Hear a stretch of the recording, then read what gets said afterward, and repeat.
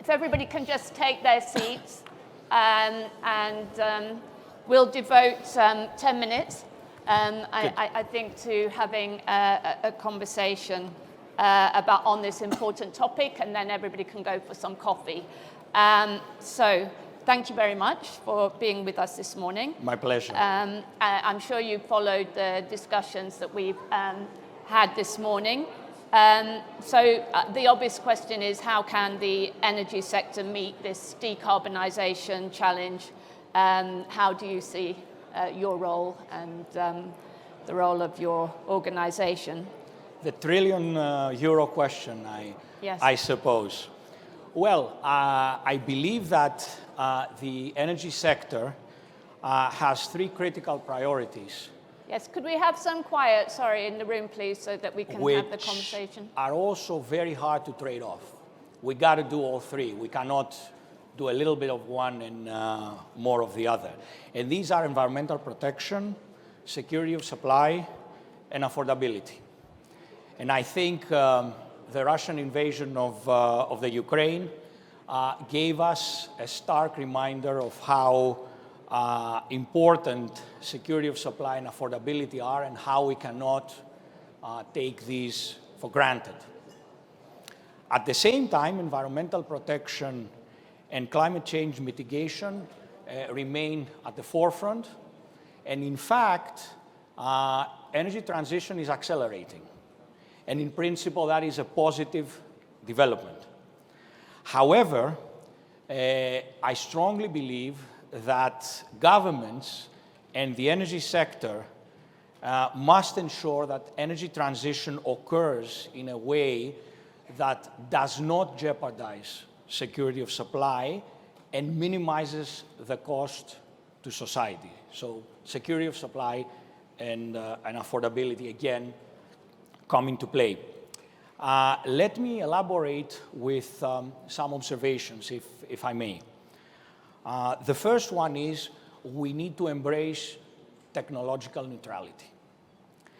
And we strongly believe that technological neutrality, rather than arbitrary mandates, is more likely to produce better outcomes in all three areas. That is, speed of energy transition, improvement of security of supply, and lower energy cost.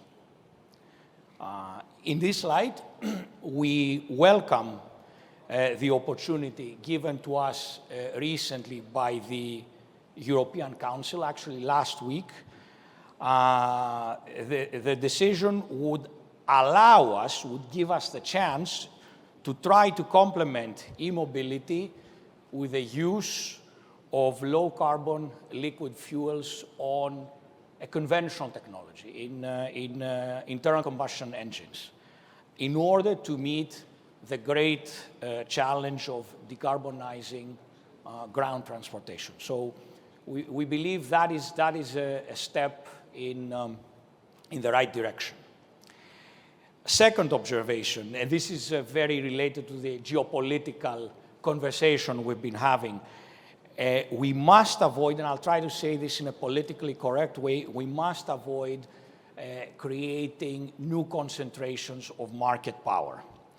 We need to ensure that the adoption of energy transition technologies does not result in reliance on a limited number, or even worse, on one producer of raw materials and equipment.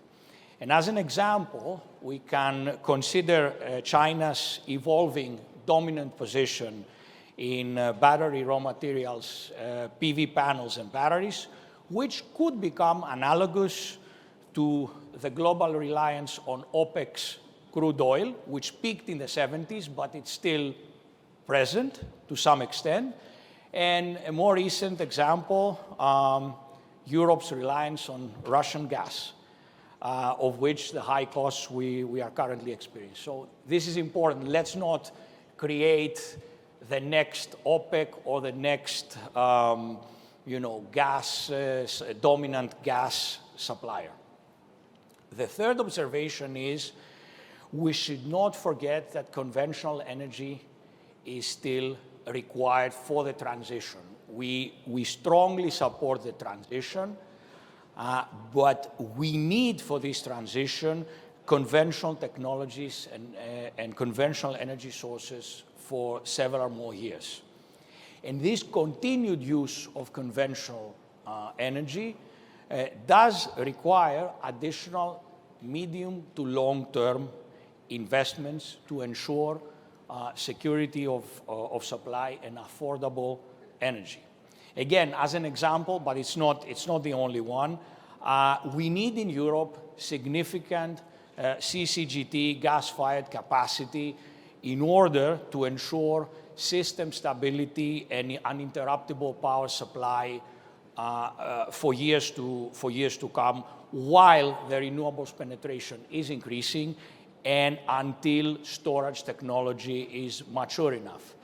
Yet, investments are actively discouraged at this point, at exactly the time when more such capacity is needed.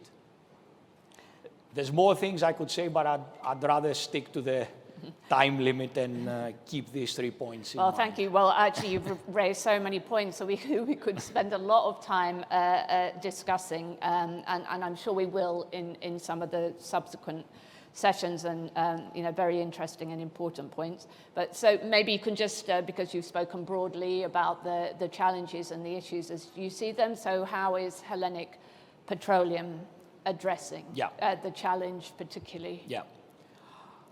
We launched about a year ago our strategic transformation program, Vision 2025. Vision 2025 targets both energy transition and growth.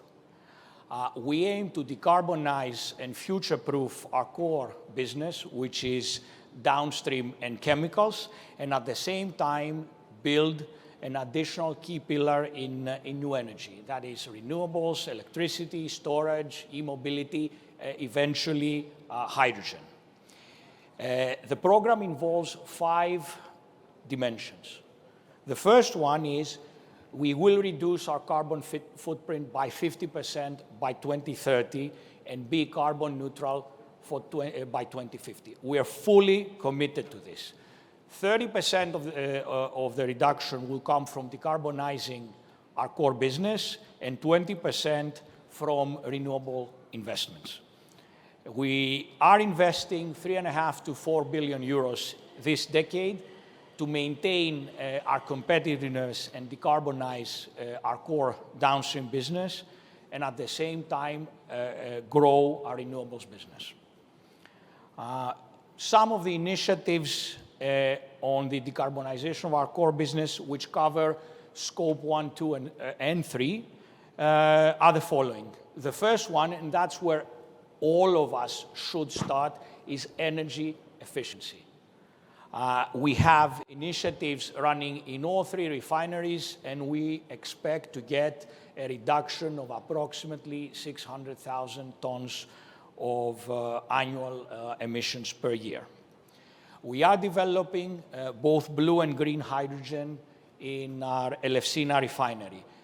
We will be capturing another 600,000 tons of CO2 from the steam reformer producing the hydrogen, and we will be adding an electrolyzer and on-site renewables in order to produce the green hydrogen. Our refineries are a major consumer of electricity. Our consumption is about 2% of the consumption of the country as a whole. So we will be switching this consumption to green power, 100%. We are currently developing a co-processing of sustainable feedstocks investment in Thessaloniki, in our Thessaloniki refinery, in order to produce about 40,000 tons of renewable diesel. And we're developing additional renewable fuels initiatives, including sustainable aviation fuels, and we're looking actively at plastics recycling, not mechanical, chemical recycling. Through these initiatives, we will reduce our scope 1 and 2 emissions by 30%, and we will make considerable progress towards the reduction of our scope 3 emissions, which is, of course, the hardest challenge because our product is hydrocarbons. Let's not forget that. While we're doing all this with our core business, we are building a renewable business at scale. This will be the additional key pillar of Hellenic Petroleum. Our installed capacity today is 300 megawatts, photovoltaic and wind. It includes the largest bifacial photovoltaic project in Europe, the Kozani project, which we recently put in operation. We are developing a pipeline in excess of 2 gigawatts, which includes PV, onshore wind, and battery storage projects. And we recently joined forces with RWE to develop offshore wind projects here in Greece. Through the development of this pipeline, we aim to reach an installed capacity of 2 gigawatts by 2030. Here in Greece and abroad, we're not limiting our business here in Greece, and we will supply both our internal and external customers with green power. Also, in the context of this Vision 2025 project, we updated our corporate structure, and we upgraded our corporate governance to a best-in-class standard. And finally, we will be announcing very soon, I cannot tell you what it is today, but we will be announcing very soon our new corporate name and identity.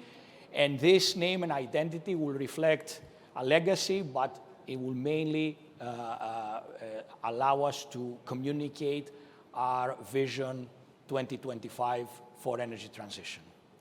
Okay, well, thank you, and good luck with the rebranding. Thank you. It can be a difficult thing, but so good luck with that. And thank you very much. I think that's a very nice wrap-up for the discussions that we've had this morning, and it was really good to hear concretely how you're transforming your organization and setting out to achieve these very ambitious goals by 2030 and 2050. So thank you very much. Thank you very much.